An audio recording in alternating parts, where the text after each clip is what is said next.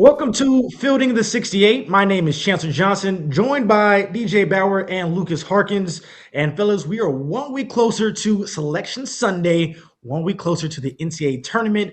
Obviously, we have a lot to get to. We'll run down some of the number of teams who made some moves throughout this week regarding the bracket. And DJ, I'll start with you. All right, we had a big week across the ACC. Who are some of your biggest winners from the week? Yeah, in general, it was a pretty good week for a lot of ACC teams, ones that are both on the bubble and ones that are trying to make some moves already firmly in the field, but trying to raise up and get their seed a little bit better. Obviously, one of those was Louisville. They're a team that all year the efficiency metrics have said this is a very good team. They just haven't put the results together. You know, obviously they got swept by Duke. They lost two of their biggest non-con games against Tennessee and Arkansas. So just kind of waiting for that breakthrough game for them.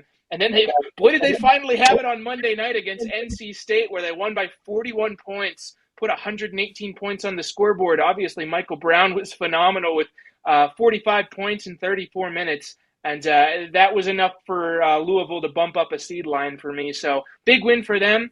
And then, of course, down near the bubble, two teams I've been keeping my eye on constantly week after week, Miami and Virginia Tech. Miami was a team that had actually fallen out of the field in my last bracket, and the reason for that was because they just hadn't put together a win against a team that was higher in the net than 66th with Wake Forest. They finally did that. They beat North Carolina. That was a good enough win where the metrics supported them not just jumping into the field, but actually a little bit above the bubble. I got them on that 10 seed line. It's a really nice win for the Hurricanes. And then Virginia Tech is a team that have been slipping there for a little bit, lost a couple games, trying to find a way to kind of hang on to tournament life. And boy, did they by winning at Clemson. Obviously, anytime that you're able to win a quad one game on the road like that, it's going to be transformational for your resume. The wins above bubble that Bart Torvik tracks is a little bit different than the one that the NCAA tracks. But still, they moved up 0.8, which is the max that you can have is 1. So that is a massive win for Virginia Tech, to say the least. Pretty good week in the ACC. Some other teams maybe not so much, but in general, those three had a very productive week. Lucas, are you buying what DJ is selling? Is the teams from the ACC the biggest winners from the week for you? Yeah, probably true. I'm a little bit less so on Louisville just because the quality metrics had already been such a good rating. So their dominance against NC State kind of just furthered what already existed on their resume. Those are three teams I'd point at for sure.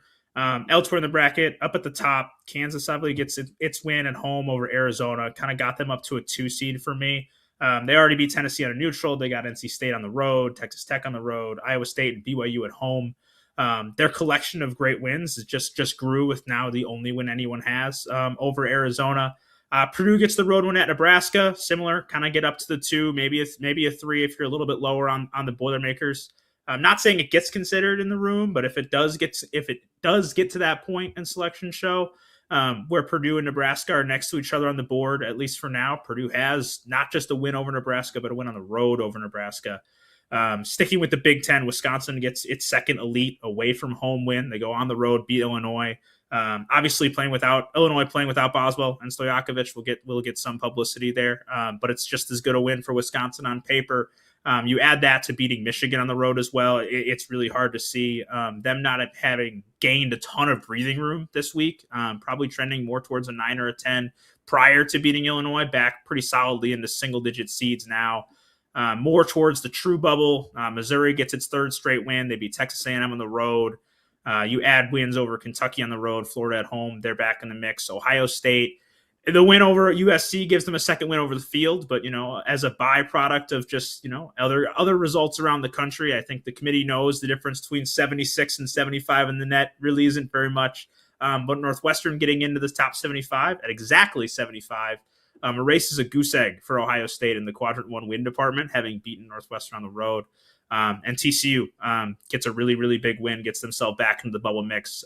Their numbers across the board are still sub-bubble, but they're certainly in the mix when you add the win over Iowa State to go with already having beaten Florida and just after beating Florida to beat Wisconsin, which is the win that's growing in quality over the past couple games.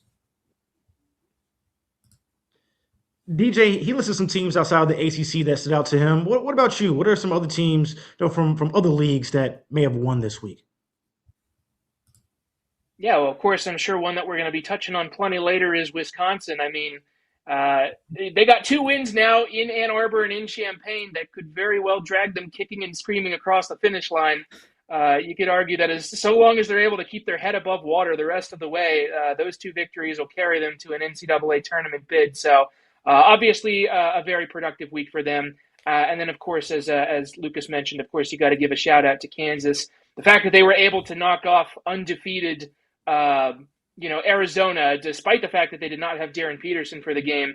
I mean, Allen Fieldhouse is just an absolutely mythical place in the college basketball world. It gives them superpowers, and boy, did they come up handy for that game on Monday night. So, big wins for some of those teams, just in terms of either securing their spots in the field or making moves for a higher seed and potentially getting to a better, more helpful place on the bracket that allows them to kind of slide into a location closer to home.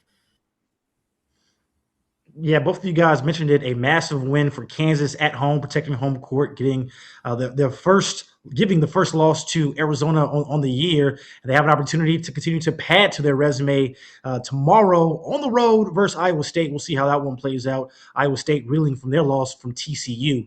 Now, from the biggest winners to the biggest losers, I'll go back to you, Lucas. Who are some of the losing teams that suffered, a big loss to maybe their status from this week? Yeah, I mean, I'm not usually very concerned about losses towards the top of the bracket because those teams are in pretty safe positioning at least anyways. So like Nebraska loses at home to Purdue is not really a big loser. Obviously, it's to a good team. Iowa State's loss is probably more substantial, but still a team that's in good shape overall. Moving a little bit further down, a team that's also in pretty good shape, but Iowa's Quadrant 3 loss to Maryland jumps out, probably puts them more towards an 8-9 game, which I know people really want to avoid, especially with how strong the one seeds appear to be this season. A little bit more dangerous of an 8-9. I don't think Iowa's in danger. I think their metrics are still above bubble, but the loss at Maryland's just not ideal time when the next schedule is against Purdue, Nebraska, Wisconsin, Ohio State. Add some pressure against really good opponents, even if most of those games are at home. Cal and Oklahoma State both took losses, and while not disastrous to have lost on the road, either of those teams, when you look at the big winners between Missouri and TCU and Virginia Tech and Miami, all those teams in the bubble picking up big wins, any loss will set you back, and that dropped both those teams not just out of the field, but a little bit further from the cut line than maybe you would have expected. And then a team that we haven't talked about much on the show, and because they haven't really been close to the cut line. Baylor could have gotten close after, lost at 3 points at Iowa State. And then this week, it's a 5-point loss to BYU. A win of either of those games would have kept them pretty close to the mix, but losing both puts them pretty far out of the way at this point, in a team that I don't think we'll discuss further, at least on this show. DJ, what about you? Who are some of your biggest losers from this week?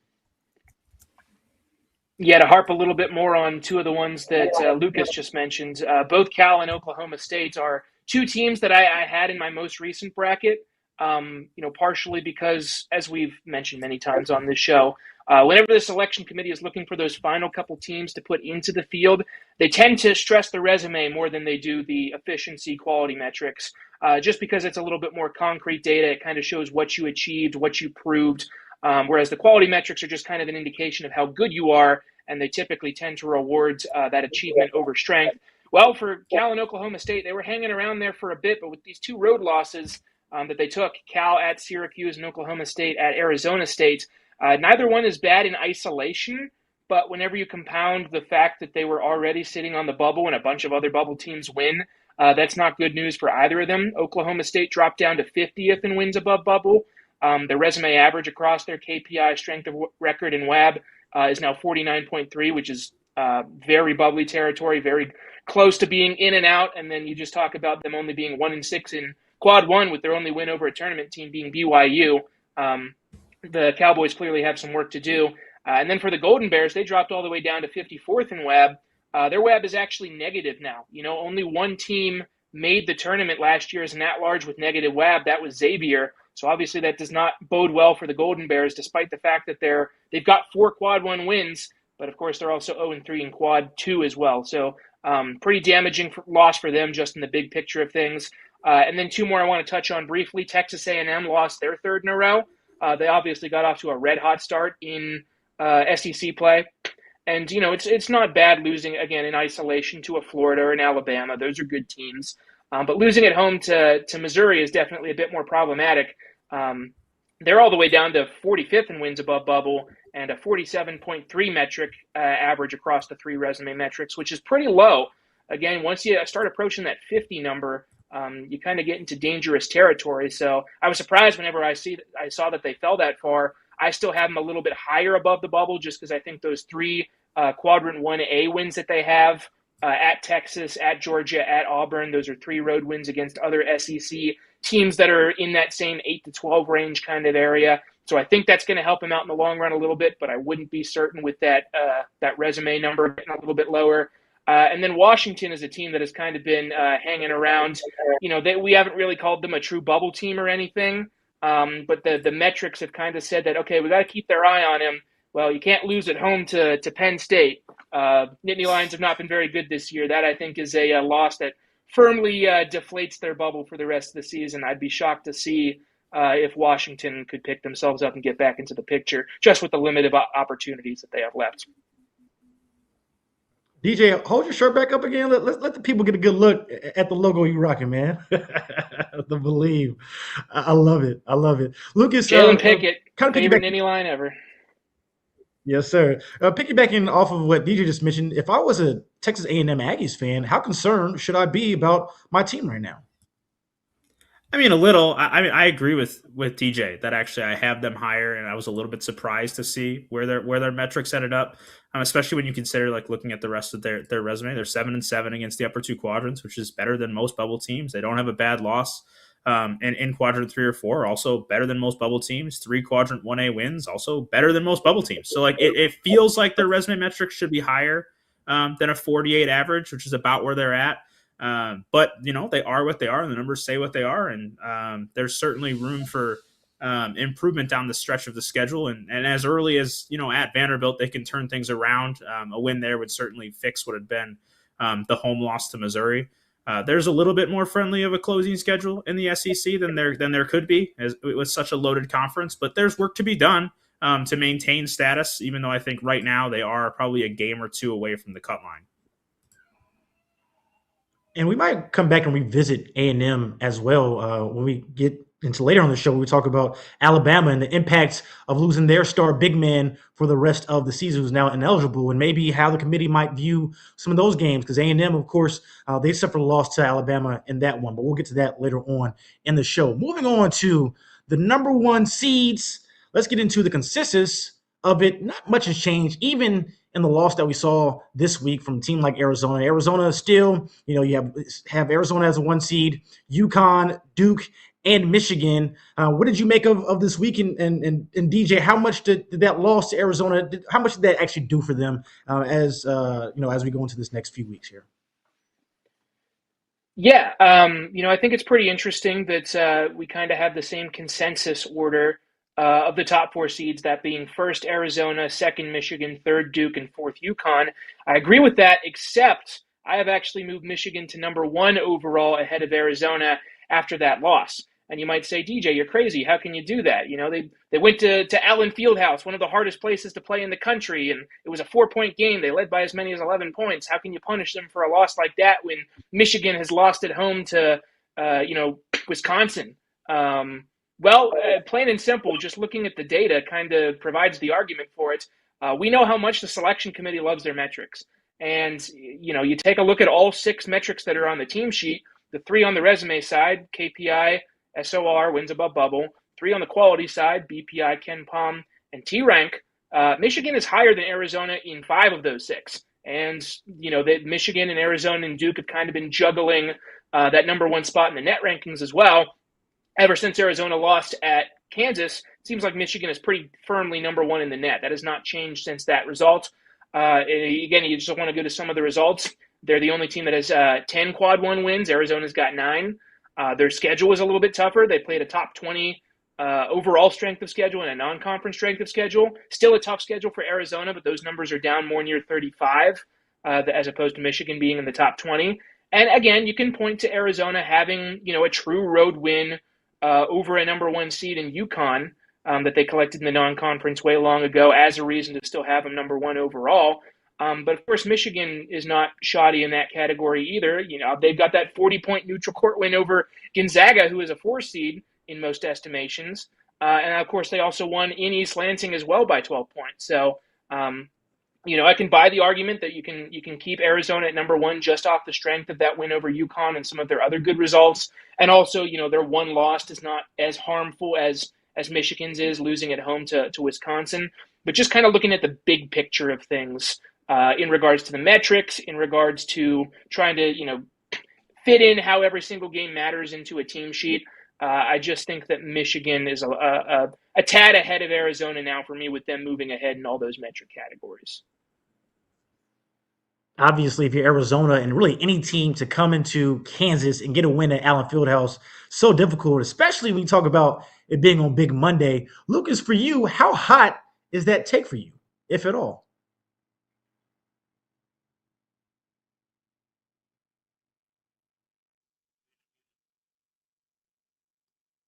Sorry, my kid was screaming in the background. So my kid was screaming in the background, so I muted while DJ was going. No, it's not a hot take.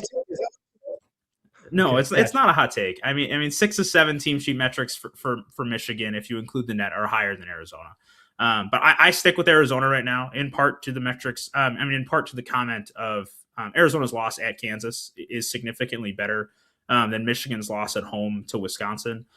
In addition to that, I think there's an argument to be made. That Arizona has the 2 best wins against those 2 teams. DJ mentioned the win at UConn. Neutral site win over Florida right now, I think, is perhaps better than anything Michigan has on its resume right now. You include in beating Alabama, it's technically going to be neutral site, but Arizona beat Alabama in Birmingham. That's the kind of game that I think you're going to mostly consider to be on the road. Those 3 wins, I think, give Arizona still the edge, in addition to having a stronger strength of loss in a twisted way of saying that. Absolutely. All right, we will be right back after the break with more on fielding the 68. We're talking about some of the bubble teams, who's in, who's out, who's on the consensus. That's coming up after the break. Stick with us.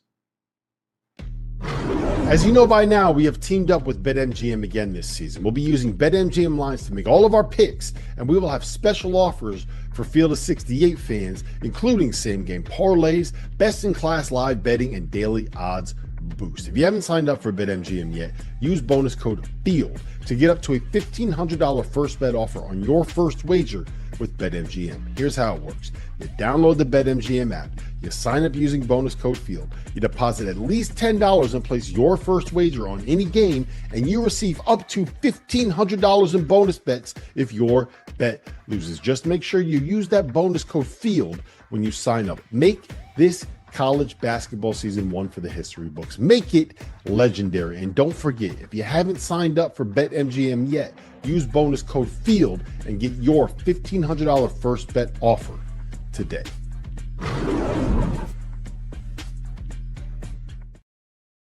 If you're not a member of the Field of 68's On3 community, make sure to go check us out. Get access to all of Jeff Goodman and Rob Doster's written content, including coaching carousel breakdowns, info on who is and isn't entering the transfer portal, insider recruiting information from none other than Joe Tipton, X's and O's analysis of all the teams in college basketball, and access to our message board community. A 7-day trial costs you $1.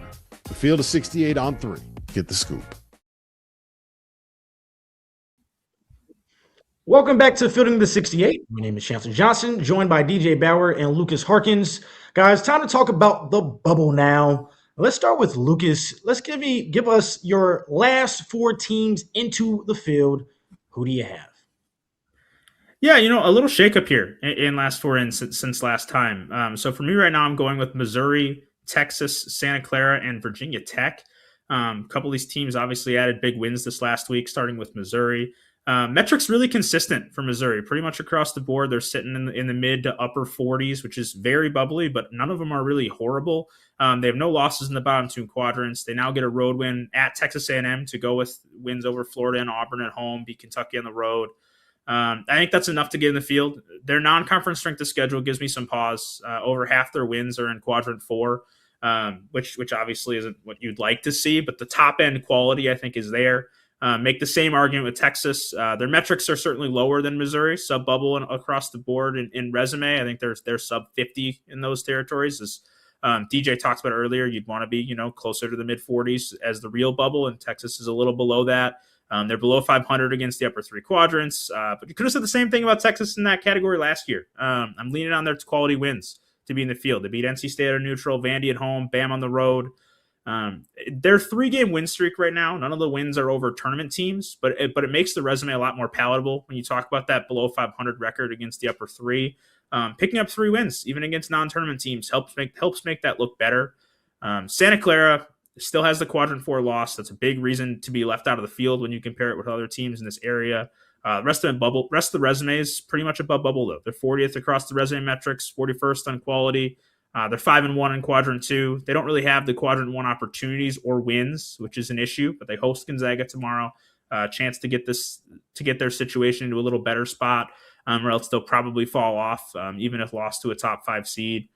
Virginia Tech wins at Clemson, gives them a second win over the field to go with that triple overtime thriller over Virginia.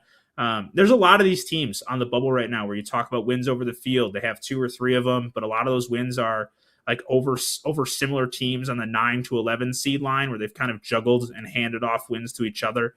Virginia Tech's wins are over top 7 seeds. Virginia obviously won sitting on the 3 to 5 lines. Clemson more on the 6-7. Those are better wins. Virginia Tech's resume metrics are now up in the better half of the 40s.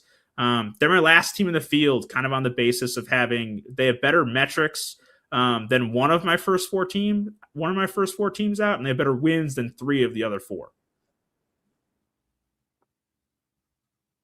DJ, what about you? Who's in and who's out for yourself?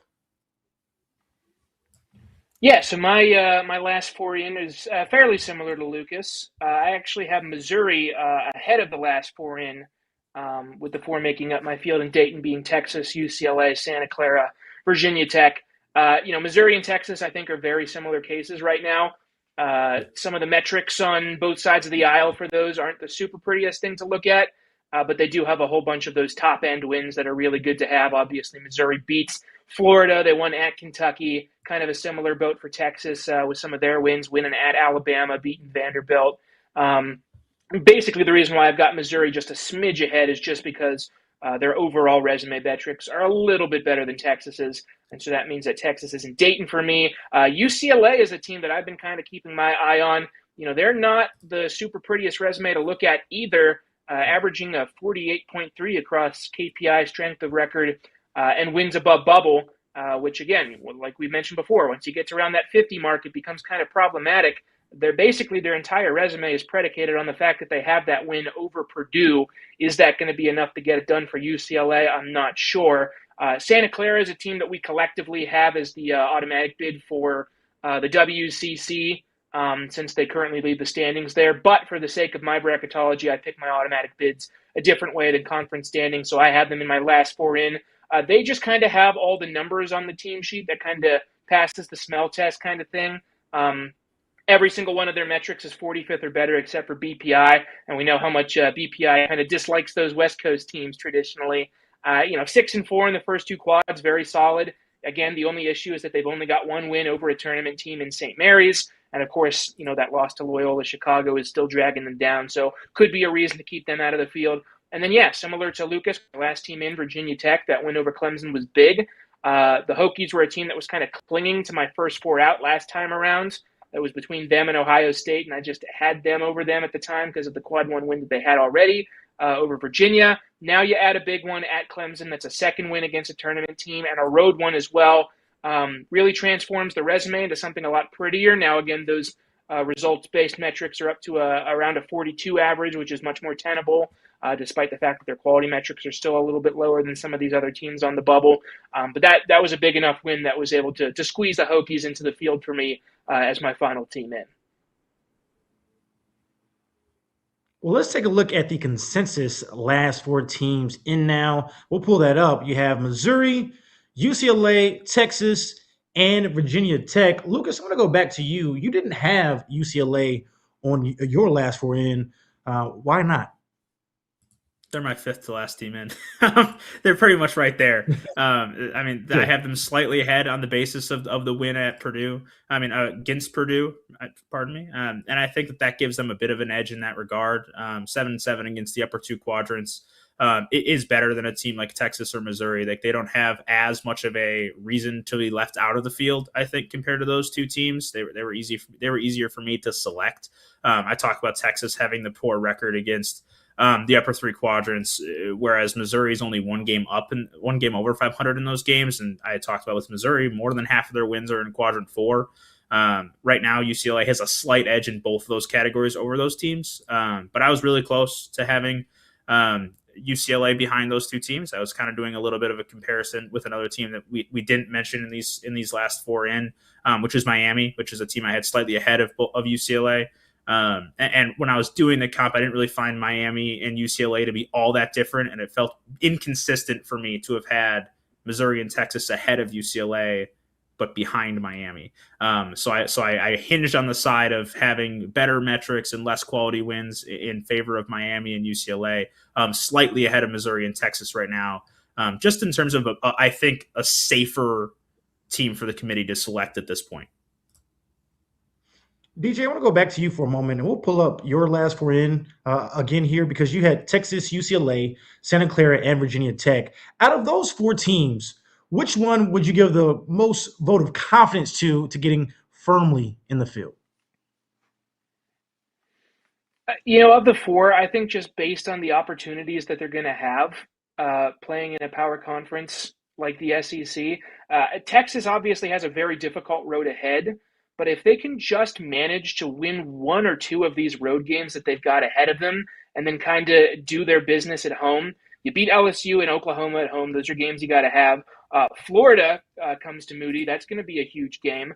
If the Texas faithful can show up for that one, that's a resume transformer at home, which is rare. And then games at Missouri, at Georgia, at Texas A&M, those are all very winnable games against other SEC teams that are kind of on the bubble. So just in terms of the opportunities that they have, I kind of like Texas. UCLA has similar opportunities as well, but the problem is I'm just worried that too many of those games are going to be too difficult. They got to go to Michigan. They got to go to Michigan State. They got to, two crosstown games against USC coming up.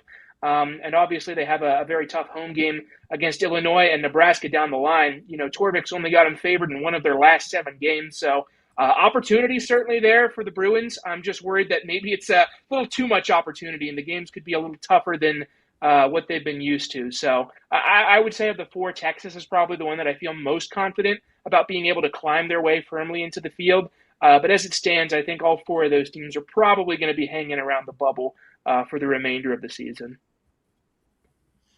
Lucas, we'll stay with Texas for one last thing here. With their matchup coming up with Missouri, 2 teams that you had on your bubble, how vital is that game tomorrow for you?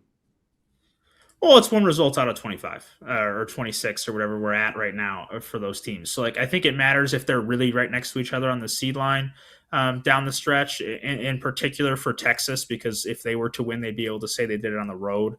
Missouri, you can always give a little bit of if those teams are next to each other, you can always give well, Texas didn't get to play at home type of play in that. But I think for obviously it would make a difference right now. But as we get down the road, I think both teams are going to have to, play well down the stretch. I think to DJ's point, with Texas in particular, they're one of the teams with the largest differential right now on the bubble between their resume metrics and their quality metrics. As you get closer to March, you would expect those to even out, which for Texas, that's probably a good thing, as their quality metrics, predictive metrics would, predict that they would play better down the stretch than they have to this point. And that's already knowing that they've proven they can beat really good competition. They've proven they can win on the road at Alabama. They've proven they can win at home against Vandy. They've proven they can win on a neutral site against NC State. That gives you confidence that not only are the predictives saying they're a better team than their resume does, but also they can, have a chance when they host Florida. They're going to have a decent chance when they go at Arkansas or at Texas A&M. So I think that Texas is a team that I feel a little bit more confident in moving forward. But obviously, Missouri is going to have home court advantage in that game. Big opportunity. They're obviously playing well. They've won 3 straight. They get 3 of their next 4 games at home. This is the stretch to define Missouri's schedule. Texas at home is the easiest game they're going to play until the end of the month. After Texas, they get Vandy at home, Arkansas on the road, Tennessee at home. Those are 3 consecutive opponents in the top 5 at worst 6 seed lines right now. So if they don't get Texas, it's going to become, it's going to ramp up the pressure for those 3 games against really tough opponents. So not just a big game in terms of where those 2 teams lie on the bubble relative to each other, but with their remaining schedules as well. Texas will certainly have their opportunities along with the other teams that are the last 4 in. Let's talk about the last 4 out. DJ, who do you have trying to knock on that door to get into the bubble? The last 4, I should say. Yeah, so a couple teams that are pretty close for me right now. A couple Mountain West teams. I'm surprised now that I've had back-to-back brackets now with only one Mountain West team in the bracket, but both San Diego State and New Mexico are right there knocking on the door for me. San Diego State has all of the traditional metrics of a team that you would expect to see in the field. The problem is that they just don't really have a win that they can hang their hat on. Their best is, they beat New Mexico at home, I suppose. They won at Nevada. That's a quad 1 game, but Nevada is not a team that's really on the radar for being a tournament threat right now. So that's kind of my big hang up with the Aztecs. New Mexico, meanwhile, picked up a very nice quad 1 win to add to that total for them the other night, winning at Grand Canyon. But again, the issue is that they've got just the one quad 1 win. And actually, I didn't even realize that slipped down to quad 2 because Grand Canyon is now net 76. So it misses out on quad 1 by 1 spot. The head-to-head that San Diego State has with the win over the Lobos is the reason that I've got them just a smidge ahead right now. TCU is starting to knock on the door for sure. Obviously, that win that they had over Iowa State was massive. Frogs were going to blow that one late until they went on a 12-0 run to pull it out at the end there. They've got some hurdles to have to overcome. They've got a resume where I like to say that they're hitting for the cycle, because they have both a win and a loss in every single quadrant, which is rare, but it's a pleasure to see whenever that happens. Not so good for TCU's resume that they're still hanging on to those losses. Of course, the most notable one being against New Orleans to start the season way back on November 3rd. But the wins that they've gathered in the time since, obviously, a win like beating Florida is absolutely huge, and it keeps them in the picture. And then the last one that I have there in my first 4 out is Ohio State. I know Lucas touched on them a little bit earlier. The big concern for them all along has been the fact that they did not have a quad 1 win for the longest time. Now with Northwestern moving into that, upper quadrant, net 75, it is a quad 1 win. But again, it's against a team that's still not really close to being in the field. So that's a big issue that I have with the Buckeyes. It's just they don't have enough quality wins against tournament opposition for them to squeeze into the field for me, even though it may be close. Lucas, I know for you, you have a similar list. We'll go ahead and pull that up on the screen and have you walk us through that one. Yeah, it's the same 4 teams, just in different order. I have Ohio State as my first team out, followed by TCU, and then San Diego State and New Mexico. I talked about these first 2 teams earlier as winners this past week. Yes, the Northwestern win gets Ohio State finally won in quadrant 1, which helps. But moreover, the win over USC gave them 2 wins over the field, both of them at home. To my point earlier about some of these teams in the bubble having wins kind of over each other on the 9 through 11 seed lines. Their wins are over UCLA at home and USC at home. Both teams on that 9 through 11 seed range. So not huge needle movers, but if Ohio State were to get closer to those teams, those head-to-head matchups, even at home, might have some sway. Ohio State's a team that I think I'm not really too concerned about from a bracketology perspective right now, judging if they're in or out of the field. They are a situation that's going to sort itself out. We talk about only 2 wins over the field right now, only 1 quadrant 1 win. 6 of their last 7 games are against NCAA tournament teams. They get neutral Virginia, they get Wisconsin and Purdue and Indiana at home. They get Michigan State and Iowa on the road. Like the situation is going to figure itself out with Ohio State, whether they're going to be in the field or not a month from now. As for TCU, this was the team that when I was talking about the bubbles, that they have equal quality wins to the teams like Texas and Missouri, but they don't have the numbers. Their metrics across the board are sub 50 right now. They're averaging 55.3 across the resume metrics, 54.0 across the quality metrics. That's just sub bubble and still needs more boost, in part because of those 2 bad losses that DJ mentioned. San Diego State and New Mexico, with San Diego State's win over Grand Canyon sliding into quadrant 2. Their resumes look really similar on paper. You compare this; they both have 1 win in quadrant 1. They're both 1-4 in those games. They're 3-1 and 4-1 in quadrant 2. They're 6-1 and 6-1 in quadrant 3. They're 6-0 and 7-0 in quadrant 4. Like, it's an extremely similar overall resume. Their metrics are off by on average like 1 to 5 spots. My difference between these 2 teams right now is that San Diego State has the head-to-head win, so they stay 1 spot ahead as my 3rd team out, compared to New Mexico as my 4th. But certainly still 2 teams that are right in the mix. Coming into a closing schedule for the Mountain West, that's a little bit more friendly to bubble teams in terms of opportunities than there have been some in recent years. There's chances here in the Mountain West for either team to make a jump. Lucas, you touched on TCU, and so did DJ. How much did that win over Iowa State help some of their metrics? I mean, certainly is a big jump. I mean, when you take a home win over a projected number 2 or 3 seed right now, it's a huge opportunity and a huge hit in opportunity. And when you talk about bubble teams at this point in the year, there's a lot of them that miss on these chances. Their issue is that, as DJ mentioned, the home loss to New Orleans, the home loss to Notre Dame, the road loss at Utah, the road loss at Colorado. It's a lot of losses against non-tournament teams on the mix, even if 2 of those are in quadrant 2. That's their difficulty, is finding a way to jump over that. But metrics wise, I mean, they jump up from 55 to 53 on KenPom with the win.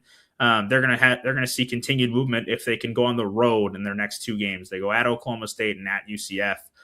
Those are games that they're both expected to lose on KenPom. You win both those games, or one of those games, and you play competitively in the other. You're going to see another jump in metrics, and that'll be big for them as they still have that area to shore up. It's interesting that they have the quality wins already. They can't avoid bad losses because they already have 2 of them. The metrics are really the key thing that they're missing is total wins and metric increase, which they'll have the opportunities to do down the stretch. There aren't that many teams in the bubble that can brag wins over Iowa State and Florida, especially with how well Florida is playing here down the stretch. That's a huge boost to where TCU stands on the bubble. I know Jamie Dixon and the Horned Frogs certainly wish that they could have that, particularly that season opening loss back to New Orleans. Now, those are the first 4 out. Let's take a look at the consensus there, and this is how you know my guys know what they're talking about, because it's the same here. We are half Iowa State, Lobos, TCU and San Diego State there. Let's move on to the consensus next 4 out. That would be California, Oklahoma State, VCU, and Seton Hall. DJ, I'll go back to you on this one. Out of these 4 teams, which one kind of pops out to you the most? Yeah, well, one team that I think certainly stands head and shoulders above the rest whenever you look at one particular category is Cal. They've got 4 quad 1 wins. At this stage of the season, it's not common to have a team that has 4 quad 1 wins out of the field. The problem is that the quality of those quad 1 wins, obviously varies. Wins over North Carolina, Stanford, Miami, UCLA, 2 of those away, 1 home, 1 neutral court. I mean, those are good wins, sure. But they're not wins against, the Michigans, the Floridas, the Kansases, the Illinois of the world that some other teams on the bubble are being able to get. And so that's a reason that their overall wins above bubble and the other resume metrics are a little bit lower. Despite that is still a good number to have. And it seems like it's a pretty easy schedule ahead for Cal against the likes of, you got Boston College. That should be a win. Stanford and SMU, both come to Berkeley. Those are opportunities over teams that, again, aren't resume changers, but can improve those metrics marginally. And you throw in a win over Pitt and you win the last 2 road games against Georgia Tech and Wake Forest. It's possible that Cal can finish the year 6-0. And if they do, those metrics should be good enough compiled with those 4 quad 1 wins to get them into the field. They just have to go out and capitalize on those opportunities. Lucas, how about you? Which one of those teams stands out to you the most? Well, I'm still really intrigued by VCU. They took a hit this week by bubble teams playing so well. They haven't lost since January 10th. Obviously, recency is not a factor in the committee room, but they don't have a quadrant 1 win. That's their big. I mean, I guess they do have a quadrant 1 win now, but they hadn't for a while. They do have a quadrant 1 win now, but they're going to have a big chance. They get St. Louis on the road coming up. They get that game on February 20th. If they're able to survive against Richmond and George Washington in the next 2 games, but then if they take down St. Louis, they're going to become really interesting in a hurry. From a resume standpoint, they're averaging 47.3 across the resume metrics, 51 across quality metrics. It's not that dissimilar from Missouri. They're slightly behind in both those categories, but they're not that dissimilar from a lot of bubble teams right now where they're still interesting. I mean, a team that we don't talk about, I think, at all. We've talked about Cal a bunch as a bubble team. We've talked about Seton Hall a bunch as a bubble team. We talked about Oklahoma State and their resume metrics for a while before their last loss. Even a Stanford, we've talked about. VCU just kind of keeps sliding into this next 4 in category. I mean, next 4 out category, or the next 4 out after that. Somewhere between 5 and 10 teams out of the field now for weeks. Just kind of waiting for this opportunity against St. Louis to come. And obviously, St. Louis is a hard team to beat. They've only lost 1 game all season. It's a tall ask for VCU, but they're a team that's probably deserves a little bit of attention before we get to that matchup to maybe hype up that A-10 battle a little bit because, 2-bid A-10 is not completely out of the question. Lucas, if you could pick one team out of the next 4 out, the next 4 out there to actually get into the field, who would it be? Yeah, it's probably Cal. To the points DJ makes about the remaining schedule. I will say that their wins in quadrant 1 are a little bit questionable in terms of tournament quality wins. The one over North Carolina obviously stands out, but otherwise Stanford on the road, bubble-ish team, Miami on the road, probably a tournament team, but as a 10 seed. It's UCLA on a neutral site, probably as a 10 seed. They only play 2 more teams that are close to the bubble or in the field right now. The rest of the schedule, Stanford, again, one of those, probably next 4 out or the next 4 out teams. And then SMU at home. There just aren't that many needle movers down the stretch. Obviously, they have the 4 quadrant 1 wins already, but they do need to boost some things down the stretch here, and they don't have the opportunities necessarily to do so. It'll come down to their quantity of wins at that point and whether that gets them up. Sub 70 predicted metrics aren't particularly kind to how they are, projected to finish the rest of the season. They are projected to still, on KenPom, they have a 36% chance of winning at Wake Forest. Whereas that loss would be pretty damaging should they suffer one of those types of losses. So that's where my concern lies with Cal, is the predicted metrics aren't particularly optimistic about how they would play down the stretch. But as a snapshot, where they stand right now and what the remaining schedule is, if they play at a quality level, they should be able to get in the field with a really strong overall record. We'll certainly keep an eye out on the Bears. Now, coming up after the break, still have some more show to go. Talk about the Big 12, including UCF and their back-to-back losses they suffered this week. We also have Baylor, who still trying to see if they can work their way up into the bubble. And then Charles Bediako, after the judge ruled him ineligible, how will the committee look at the Crimson Tide and some of the teams they face? More on that coming up on Fielding the 68 after the break.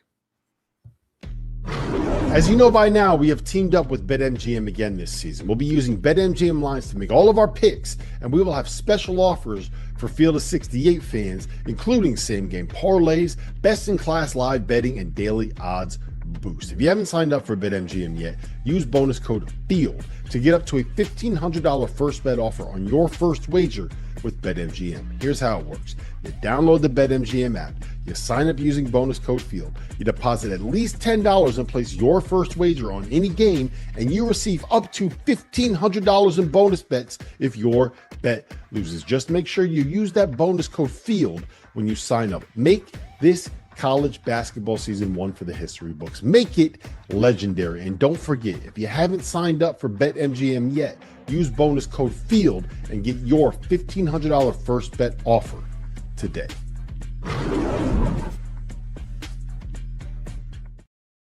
Are you trying to follow everything happening in college basketball? it can be overwhelming. That's where the Field of 68 Daily comes into play. The Daily is your go-to source for recruiting news, game analysis, portal updates, and much, much more. For just $50 a year, you get access to the same information that your favorite coaching staff is subscribed to. Quality content can be hard to find in the college basketball space. The Daily is here to help. Make sure you subscribe today. Welcome back to Fielding the 68. Chancellor Johnson, DJ Bauer, and Lucas Harkins. Thanks for tuning in with us. Let's talk some more Big 12 basketball. The Kansas Jayhawks, they had a massive win on Big Monday, handing Arizona their first loss of the season, and they did it without Darren Peterson, something that they've grown accustomed to doing throughout the year, unfortunately, with how talented he is at the guard position for the Kansas Jayhawks. How will the committee view this in and out nature that we've seen from Darren Peterson? DJ, I'll start with you. What do you think the committee will make of the Kansas Jayhawks and some of the wins that they've been able to produce this season without their star player? Yeah, I mean, well, obviously, obviously Kansas fans are upset that they're not seeing as much Darren Peterson out on the court as they want. And if I were an NBA GM and looking at who I'm trying to draft, I might have some concerns about that as well. But in terms of Kansas, I don't really care. We're still winning games without him. We beat who was the consensus number one overall team in the nation, despite the fact that he sat the game. Frankly, I don't think it really is a big concern for Kansas. The fact that the rest of the roster with guys like, Trey White and Melvin Council and obviously Flory Badunga had a huge game in that game against Arizona. The fact that these guys are stepping up and playing at their maximum potential level of play without their superstar freshmen on the courts. Again, like I said, if I'm a Kansas fan, maybe I'm a little bit concerned about, just not being able to see our star player out there. But given that they've been able to go and win these games and build up a resume that is looking like a 2 seed right now, despite the fact that he has been absent or hasn't played halves of, many of them, life's great if I'm a Kansas fan right now. We're winning games without our star freshman. I don't know what to say. And I frankly don't think that the selection committee is going to read into that much, considering how good they have been without him. Lucas, how do you see it? Yeah, I mean, you beat Arizona at home without him, you can beat anybody. I think when you look at a team at full strength, it's not like they're going to get a major boost for Peterson. If Peterson plays, the difference here is the committee is going to look at these teams. They've said it with Alabama and Charles Bediako. They'll look at these teams as what roster do you have coming into the NCAA tournament. And let's say down the stretch, Darren Peterson doesn't play very much. The committee goes, okay, so what did you do without Darren Peterson? Well, we beat Arizona at home. And let's say that he plays down the stretch and they play really well with him. They can't really get seeded much higher than they would end up regardless. I think I don't think it's really going to necessarily matter. I mean, as DJ pointed out, Kansas fans would love to see him on the floor. National fans would love to see him on the floor. But as far as the bracketology impact of it, I think it's rather minimal, if at all, because of how good they've been with and without him. They're a team that I have on the number 2 seed line.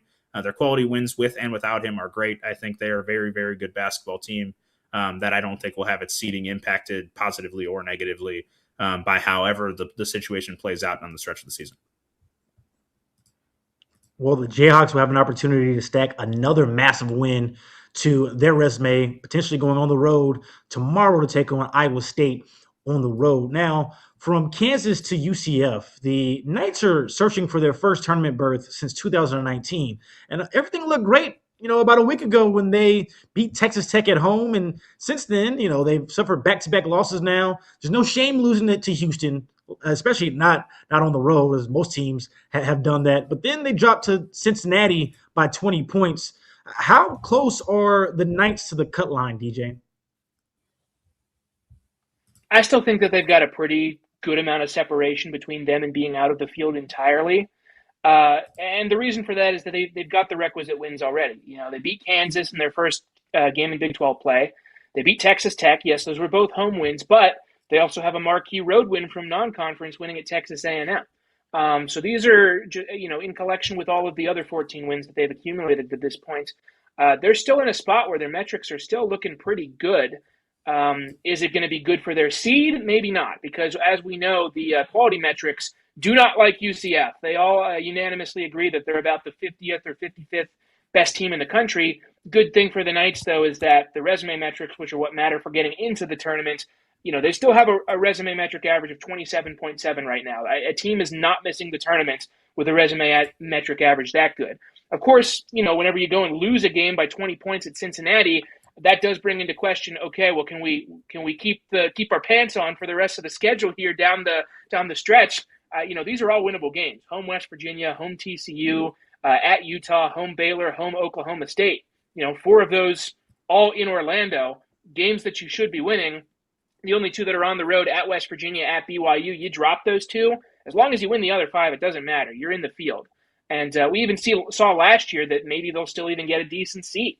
A team like Memphis was one that broke a lot of bracketologists' brains last year because their quality metrics were so bad after, losing some bad games to teams in the American that were not very good or winning by razor-thin margins. The committee liked all the good winning that they did, and they still gave them a 5 seed. I'm not that bullish on UCF because their non-conference is not nearly as good as that Memphis team was. But still, the fact that the resume metrics are still in a great spot for UCF right now, I think they'd have to do a lot of self-sabotaging down the line here to miss the tournament. Well, from UCF to Baylor now, a team that needs to do some self-help. That would be the Baylor Bears. Lucas, for you, what do you see in the Bears' chances after they squandered away some opportunities this week?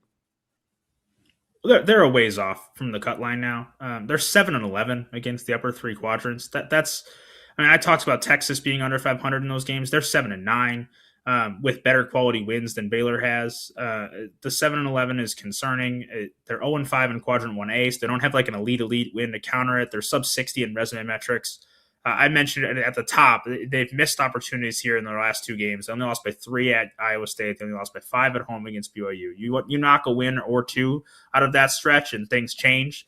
That's how you get to, that's how you still rank mid-40s across quality metrics, but not be in the field. It's by, losing close games to good teams. They've missed the opportunities.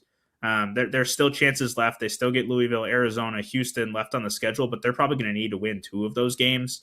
I have Baylor quite a ways off in terms of they're not in my next 4 out. They are probably in the next group out between 9 and 12 if I went that far in publishing. But I think they have work to do, and they're going to have to really knock off some top level teams to do that, because the opportunities they have left against the field are they have 4 games left against the field right now, and 3 of those against teams that are projected as either 1 seeds, 2 seeds, or 5 seeds.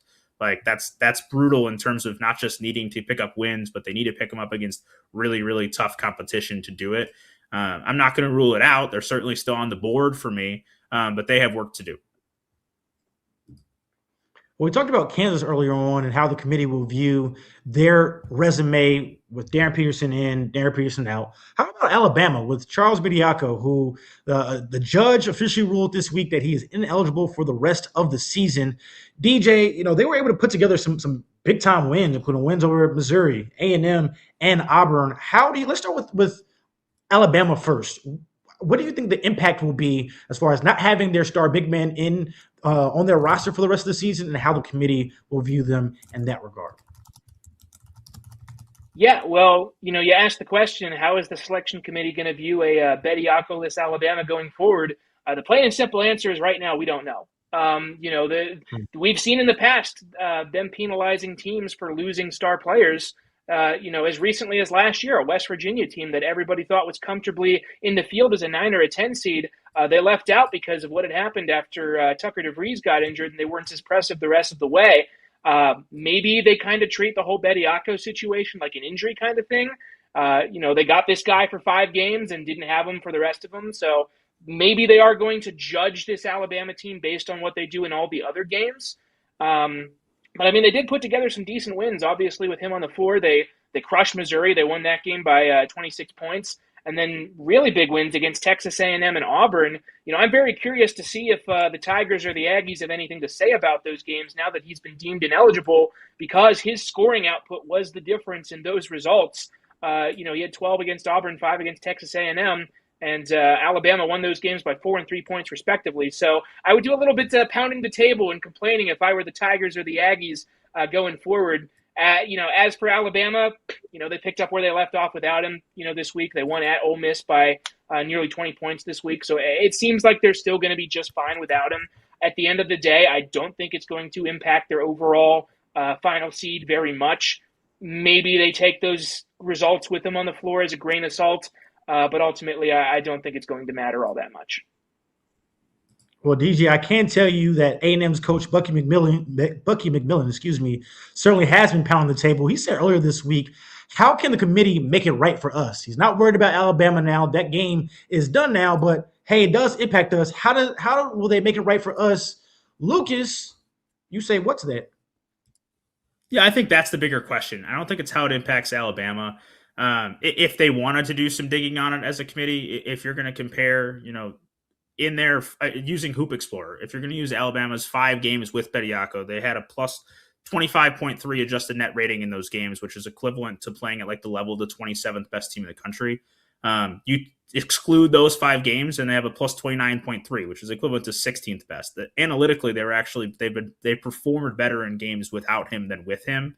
I think when you look at Alabama, I think their resume is pretty good to be in great shape as like a protected seed mix 4 or 5 seed, regardless of with or without him. The bigger question is how it impacts the resumes, the teams that they in particular beat over that stretch, and that being, Missouri, which is a team that is on the bubble, but obviously they beat Missouri in that game by 26 points. It's the Texas A&M and Auburn that you feel a little bit differently about those teams being much closer. They only beat Texas A&M by 3 at home. They beat Auburn by 4 on the road. 2 teams that maybe that becomes a factor, but right now I see both those teams as potential single-digit seeds. I got Auburn as an 8, Texas A&M as a 9. Maybe I am a tad high on the Aggies, as we talked about earlier. So maybe that becomes a factor, but I think for right now, they lost those games, and Alabama is a similar quality team overall. They have been with or without him overall. I mean, they've been very good. They beat Illinois on a neutral site without him. They beat St. John's on the road without him. They beat Clemson at home without him. They beat Kentucky at home without him. I think they're a very quality basketball team without him, and teams that it's impossible to say if they would have lost those games without him because they didn't play them without him. There's no evidence to that fact. I think that there's certainly a gripe if you're Texas A&M and Auburn, but it's impossible to predict what the committee will do in the committee room. And obviously won't hurt those teams. Maybe they get a boost for having lost those games against a team with a player that's no longer on the floor. But I think more likely that the committee treats it as an injury. And I don't think we've seen in the past really the teams that play guys with injuries versus without injuries have really made a difference. I mean, you can look at situations across college basketball where teams get the benefit of injury luck from the opponents they play. And maybe the committee looks at it differently because it isn't an injury and it's an eligibility situation. But we have no way of knowing that. There isn't a precedent set by a prior committee to know what they will do in this situation. But Texas A&M and Auburn will have the most to gripe about if it matters in a month from now. And hopefully for both of those teams, I think their goal is to win more games down the stretch to the point where they don't have to put it in the hands of what the committee thought about their loss to Alabama a month and a half ago. Yeah, really quickly now, as we begin to wrap up the show, you touched on Wisconsin and as one of your biggest winners of the week, Lucas. Now that they have this win, what would you say is their floor and what is their ceiling for where they can maybe land after a big win that they had earlier this week? Well, the floor is still to potentially miss the tournament. I mean, I don't think that's likely, but like there are teams with 2 great wins that are on the bubble right now. And I mean, Wisconsin isn't going to suffer a quadrant 4 loss like TCU has, but like TCU has 2 great wins and they're on the bubble right now. Texas has great wins. There's the possibility of that. If I have to set an absolute floor, it's not like they're an NCAA tournament lock. They still have a tough schedule to finish. I do not expect that to be happening. Don't quote me as like Wisconsin's going to miss the field. But like for bracketology, we have to keep really, really wide ranges of what's possible, especially when, you look at like DJ and I do bubble watch. I think DJ can agree with me that we are very hesitant to mark anyone as a lock because of what we've seen happen over the years. And in terms of a ceiling, I mean, they've now proven they can beat 2 of the best teams in the country on the road. They get Michigan State tonight, another big opportunity. They still get Ohio State on the road, Iowa at home, Purdue on the road. Like there's still really big chances for Wisconsin to move up the board. I have them as an 8 seed right now. I don't see them even with a really strong finish getting their way up to a protected seed, but they can certainly get off the 8-9 lines. They could get up to a 5 or a 6 if they continue to play really, really well against top competition. So they have a really wide range because their metrics right now are pretty rock solidly along the 8 line. They already can prove they have top level wins. They don't have bad losses. So you could see them really climb very far. But also there is always the chance. There's always a chance of a collapse, which I, again, do not expect. Do not quote me on that. It's just that we have to have wide ranges for these teams with still 6-7 regular season games left in the schedule. DJ, really quickly, give me the teams that you will be watching for and matchups that you like for this weekend. Yeah, tons of great basketball games coming up. Obviously, the marquee game tonight is Michigan State at Wisconsin. We'll see if the Badgers can follow up this giant slaying act by taking down another top 10 Ken Pom team. I think they'd be the only team in the country to do that if they do. So certainly something to watch there from Madison tonight. Obviously, an absolutely loaded slate, on Saturday. Purdue at Iowa is huge because Iowa is a team that slipped down the seed list a little bit after that loss in College Park. That's a good home opportunity for them against a top seed to try to move their way back in. Very bubbly matchup as well tomorrow with West Virginia at UCF. West Virginia is still clinging to some life. If they can win that game, they'll inch back into the picture. If UCF loses, that'd be their third in a row, and then I start to have some second thoughts about them. And then on Sunday, we've also got Indiana at Illinois. Indiana is a team that I'm not sure what to think about because the metrics say that they belong in the field, but they're also just 4-8 against the top two quadrants. I have some major concerns about that. If they lose, then they're 4-9 against the top two quadrants. But if they win, then all of a sudden those numbers look a lot prettier as well. So that's a big game to watch on Sunday. Lucas, what about you, man? I mean, it's a loaded slate. There's a bunch to look at. Texas, Missouri, Gonzaga, Santa Clara. TCU goes at Oklahoma State. Ohio State gets Virginia. Georgia, Oklahoma. I mean, Georgia's, probably a 9 or 10 seed right now, but they have to go on the road against a non-tournament team. UCLA gets a chance at Michigan. Kansas goes at Iowa State if you're looking at big dogs. Bubblicious Miami goes at NC State. There's a ton of games down the list. Texas Tech at Arizona, Auburn at Arkansas. You want to get to mid-major status. VCU goes at Richmond. Belmont goes at Murray State if you want to get a look at a potential mid-major darling out there.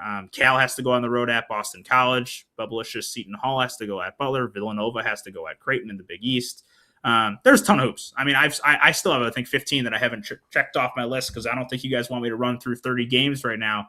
But there's a ton of hoops, and that's what Saturdays in February for. Some big bubble or top of the board, lots of shifting. It's college basketball at its best. February, March, love it. So do I. Thanks for watching Fielding the 68. For Lucas Harkins, make sure you follow him at Hardwired Sports on X, and then for DJ Bauer, DJ_Bauer_99. I'm Chancellor Johnson. You can find me on Chancellor TV. Thanks for watching. We will see you guys next time.